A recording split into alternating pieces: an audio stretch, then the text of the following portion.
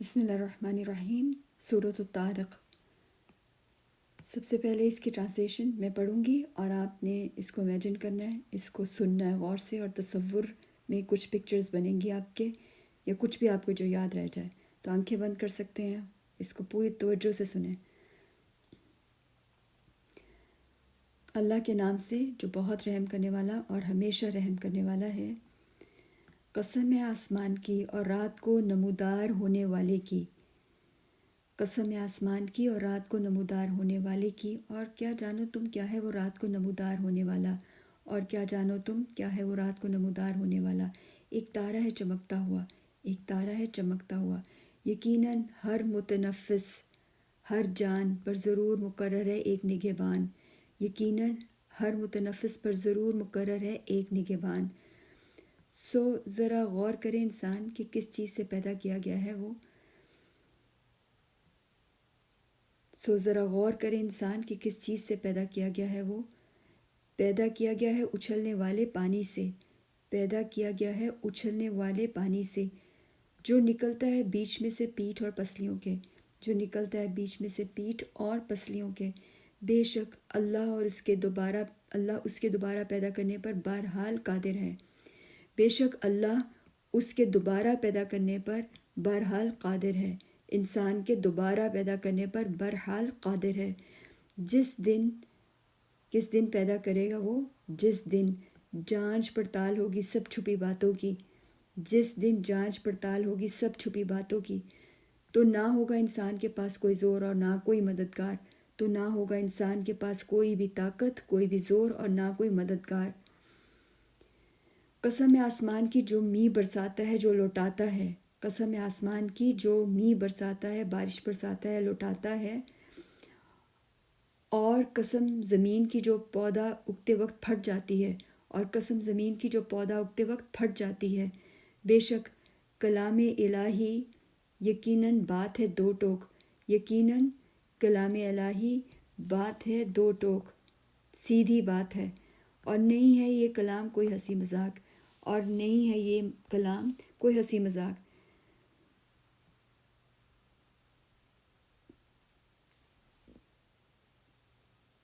اس کے باوجود یہ کیا کر رہے ہیں یہ نہ ماننے والے؟ تو بے شک یہ لوگ چل رہے ہیں ایک چال، تو بے شک اس سب کے باوجود کہ یہ مذاق نہیں ہے جو ان کو بتایا جا رہا ہے کہ یہ باز ہیں، بے شک یہ لوگ چل رہے ہیں ایک چال، اور میں بھی چل رہا ہوں ایک چال، اور میں بھی چل رہا ہوں ایک چال۔ بس چھوڑ دو ان کے حال پر ان کافروں کو، بس چھوڑ دو ان کے حال پر ان کافروں کو، ڈھیل دو ان کو ایک ذرا کی ذرا، ذرا مہلت دو ان کو تھوڑی سی دیر، ڈھیل دو ان کو ایک ذرا کی ذرا۔ اب یہاں پر آپ ویڈیو کو پاز کریں، اور جو آپ کے ذہن میں تصویر بنی، کوئی الفاظ رکے، چاہے تو تصویر بنا لیں ایک رف سا اسکیچ، یا پھر الفاظ لکھ لیں، اور دوبارہ ویڈیو کو پھر آپ چلائیں گے تو پھر آپ ابھی ہم جب اس کے سیکشنز کریں گے تو دیکھیں کہ کون سے سیکشن میں آپ کو کون سی بات یاد رہ رہی ہے اور اس کی کیا وجہ ہے، تو اس پر آپ غور کریں گے۔ تو اس ساری ایکٹیویٹی کا مقصد ہے کہ ہم سوچ سکیں کہ ہم کیا سن رہے ہیں اور ہم کیا سمجھ رہے ہیں، کہاں بات نہیں سمجھ آ رہی، کہاں پر سمجھ آ رہی ہے، کہاں پر اس کو میں اپنی زندگی کے ساتھ ریلیٹ کر پا رہا ہوں، کر پا رہی ہوں۔ تو یہاں پر اس کو پاز کر دیں۔ اچھا، اب نیکسٹ اسٹیپ یہ ہے کہ ہم ٹرانسلیشن ہم نے کر لی، اب آپ اس کی ٹرانسلیشن خود سے بیٹھ کے یاد کریں گے، سمجھیں گے اچھی طرح سے، اور اب ہم اس کے اسٹرکچر کو سمجھتے ہیں۔ اسٹرکچر کو سمجھنے کے لیے آپ اپنے مصحف کو کھولیں، جو مصحف بھی آپ استعمال کرتے ہیں روزانہ کھولتے ہیں۔ اب ہم اس کی ٹوٹل یہاں پر کتنی آیات ہیں؟ 17 آیات ہیں۔ 17 آیات کو ہم ڈیوائڈ کریں گے، جو آپ یاد کر چکے ہیں اس کی ٹرانسلیشن کو۔ اب اگر آپ کو عربی آتی ہے، یہاں پر یہ پڑھنا آتا ہے، تو آپ نے جو یاد کیا ہوا ہے اس کو ساتھ ساتھ لے کر چلیں گے، جس طرح سے آپ دیکھ سک رہے ہیں یہاں پر، قسم ہے آسمان کی اور رات کو نمودار ہونے والے کی، الطارق، رات کو نمودار ہونے والا، اور کیا جانو تم کیا ہے رات کو نمودار ہونے والا۔ ایک تارا ہے چمکتا ہوا، یقیناً ہر متنفس، ہر جان پر ضرور مقرر ہے ایک نگہبان، ایک نگہبان۔ تو اس طرح سے آپ نے جو ٹرانسلیشن یاد کی ہے آپ اس کو یہاں پر آگے دیکھتے جائیں گے عربک کو، اور اس کی ٹرانسلیشن کو اپنے ذہن میں رکھ کے دہراتے رہیں گے، پڑھتے رہیں گے یہاں تک۔ اچھا، اب میں اس کو سیکشنز یہاں پر دیکھ رہے ہیں، اس کے سیکشنز کیسے کرنے ہیں، یعنی کیا کیا بات کس طرح ہو رہی ہے، ہم تھوڑی سی اس کو چنک ڈاؤن کرتے ہیں، ڈیوائڈ کر رہے ہیں تاکہ ہم اس کو سمجھ سکیں، جوڑ سکیں پھر بعد میں۔ پہلی آیت سے لے کے فرسٹ 4 آیاتس یہاں تک پہلا سیکشن، اس میں بات ہو رہی ہے ہر انسان پر ایک نگہبان مقرر ہے، ایک حافظ ہے، یعنی ہر ایک پر ایک حافظ ہے۔ کیوں؟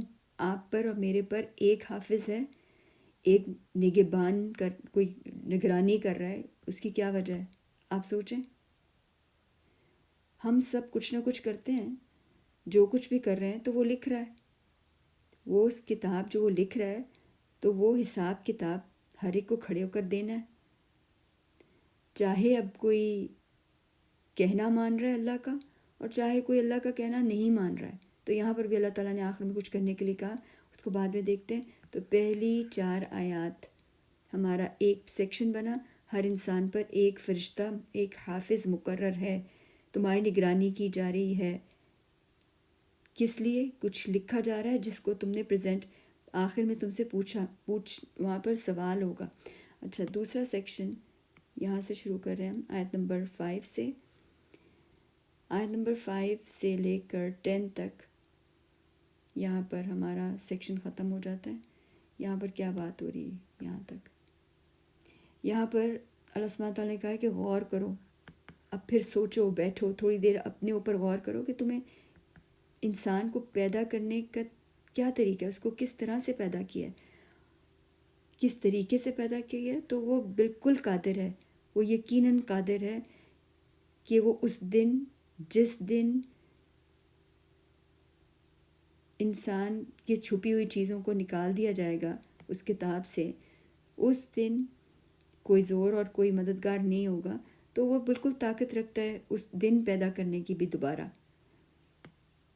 یہاں پر اپنے اوپر غور کرو، جس طرح سے تمہیں بنایا گیا ہے اتنی حیران کن طریقے سے، تو تمہیں دوبارہ پیدا کرنا اس کے لیے کون سا مشکل ہے، وہ بالکل قادر ہے۔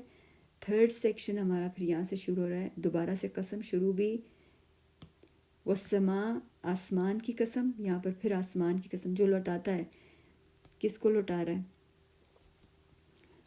آسمان پانی برساتا ہے تو ایک واٹر سائیکل جس طرح سے آسمان پلٹاتا ہے، لوٹاتا ہے، لوٹانے والا، اور واٹر سائیکل جس طرح سے ایک مسلسل اسی طریقے سے ہو رہا ہے، اور بارش جب پانی آتا ہے زمین پر تو زمین پھٹ جاتی ہے، زمین پھٹتی ہے، لہلہاتی ہے۔ اور اس ایک مثال کو سامنے رکھ کر کہ انسان کی روح وہ بھی پھٹتی ہے، آسمان سے جو وحی آئی اس کے اندر سے جب خوبصورت چیزیں نکلتی ہیں پھٹ کر، تو وہ سمجھتا ہے کہ یہ ایک دو ٹوک بات ہے، اس کے اندر ٹھیک ٹھیک سیدھی سیدھی بات کی ہوئی ہے، کوئی یہ مذاق نہیں ہے، قرآن ہرگز مذاق نہیں ہے، یہ جو خبریں دے رہا ہے یہ مذاق نہیں ہے۔ تو یہاں پر یہ والا سیکشن ختم ہوتا ہے، اور پھر ہم نیکسٹ 4th سیکشن سٹارٹ کرتے ہیں یہاں سے، آیت نمبر 15 سے، آیت نمبر 15 سے 4th سیکشن شروع ہوا، 15 سے 17 تک۔ اب یہاں پر 2 طرح کے گروپس پھر سے ہو گئے ہیں، جیسے کہ ہم ہمیشہ دیکھتے ہیں 2 طرح کے گروپس ہیں، ایک وہ جو سازشیں کر رہا ہے قرآن کے خلاف، قرآن کے مطابق چلنے والوں کے خلاف، تو ان کو یہاں پر ایک تھریٹ، ایک دھمکی دی گئی ہے،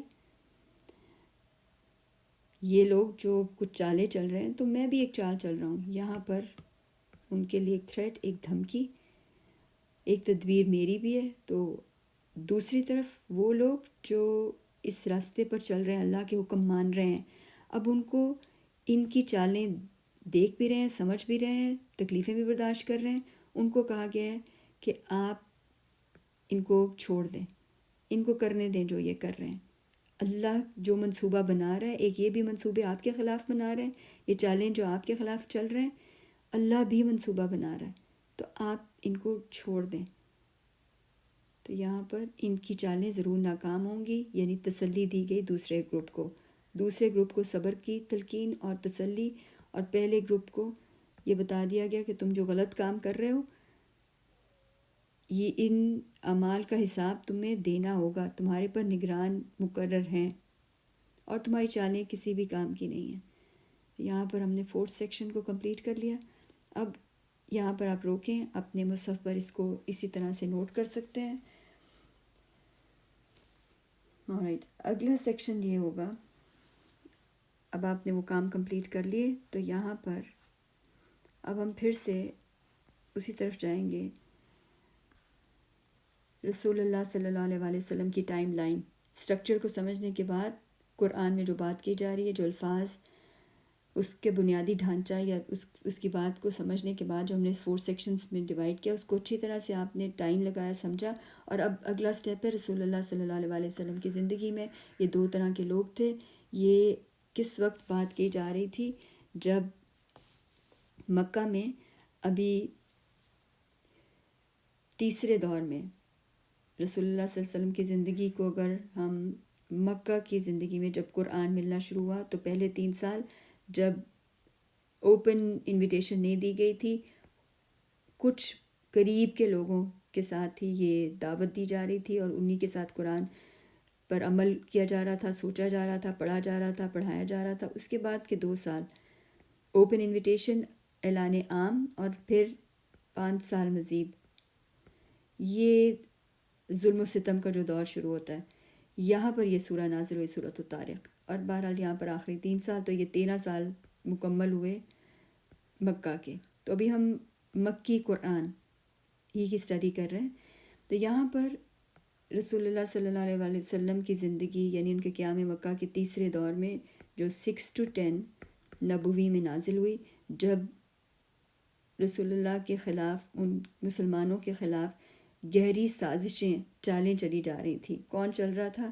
یہاں پر آپ ان لوگوں کے نام دیکھیں، ابو جہل، ابو عبد شمس، ابو سفیان ہیں، اور دوسرے نام عتبہ بن ربیعہ، یہ سارے لوگ یہاں پر کس قسم کی چالیں چل رہے تھے، رسول اللہ صلی اللہ علیہ وسلم کو روکنے کے خلاف کیا کیا چیزیں ہو رہی تھیں، اور کون لوگ برداشت کر رہے تھے جن کو صبر کی تلقین دی گئی۔ یہاں پر وہ ابو بکر ہیں، رسول اللہ صلی اللہ علیہ وسلم کے بعد یہ سارے لوگ آ رہے ہیں، علی بن طالب ہیں، عثمان بن عفان، عثمان بن مظعون، زید ابن حارث ہیں۔ تو یہ سارے نام یہاں پر ان کو سوچنے کے بعد، رسول اللہ علیہ وسلم کی زندگی کے اس دور میں جانے کے بعد تھوڑا سا ٹائم لگائیں، سوچیں کیا باتیں ہو رہی تھیں۔ اس کے بعد اب ہم اس کانٹینٹ کے ساتھ جو آپ نے پڑھا یہاں پر اس کو جوڑیں گے۔ آپ دیکھیں گے اس وقت طارق، سورج، جب آسمان پر ستارہ کوئی آتا تو یہ کیا سمجھتے، کیسے ڈرتے، اس کو کیسے شگون لیتے؟ اصل تو ڈرنے والی بات یہ ہے کہ تمہارے ساتھ کون موجود ہے، تمہیں نظر تو نہیں آ رہا، لیکن اس قرآن کے ساتھ کیسا سلوک کرے، وہاں تو تم ڈر نہیں رہے ہو، وہاں تو تمہارے حالات چالیں چلنے کے ہیں۔ تو یہاں پر کسی خاص وجہ سے الطارق، آسمان پر چمکتے ہوئے کسی ستارے کے بارے میں یہ کیسے برے شگون سمجھتے تھے اور اس سے ڈرتے تھے۔ اور اب اگلی بات، بہت ہی اہم حصہ، رسول اللہ کی زندگی کو سمجھنے کے بعد اب اپنی زندگی، آپ کی اپنی ٹائم لائن، آپ کتنا آگاہ ہیں اپنی زندگی سے، کون سے حالات ہیں آپ کی زندگی میں، قرآن پڑھتے ہوئے آپ کو کتنے سال ہوئے، اور جس میں اب اس صورت تک آپ کو پہنچایا گیا ہے۔ یہ بہت سارے سوالات ہیں، آپ اپنے آپ سے پوچھیں کہ آپ کون سے کام کر رہے ہیں۔ قرآن جو کہ بالکل بھی ہنسی مذاق نہیں ہے، ایک سنجیدہ کلام ہے، کتنی سنجیدگی سے آپ اس کے اوپر عمل کر رہے ہیں۔ آپ کی زندگی کیا اس کی مظہر ہے؟ آپ کی زندگی دکھاتی ہے باہر سے، اندر سے، کہ آپ اس کو سنجیدگی سے لے رہے ہیں؟ تو آپ اس کو دیکھنے کے لیے ان 2 لوگوں کے کیریکٹرسٹکس دیکھیں، اس گروپ میں اور اس گروپ میں۔ تو زیادہ تر ایمانداری سے اپنا فیصلہ کریں کہ آپ ایسے ہیں یا ایسے ہیں۔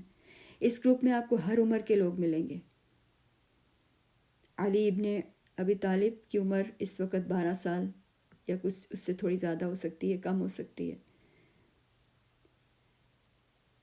تو ہم کسی بھی عمر کے قرآن جو پڑھ رہے ہیں، جب ہم اس کو اس طرح سے سوچیں گے کہ میرا اس میں کیا کردار ہے، میرے لیے کیا پیغام ہے، اور میں کیا کر رہا ہوں، قرآن مجھ سے مخاطب ہے، میں کیا کر رہا ہوں، تو یہ بیٹھ کے آپ سوچیں الحمدللہ۔ اور یہاں پر ہم سورۃ الطارق کو ختم کرتے ہیں۔ اللہ تعالیٰ اس کا پڑھنے والا ہمیں فائدے والا پڑھنا بنائے، ہمیں نافع علم عطا فرمائے، آمین۔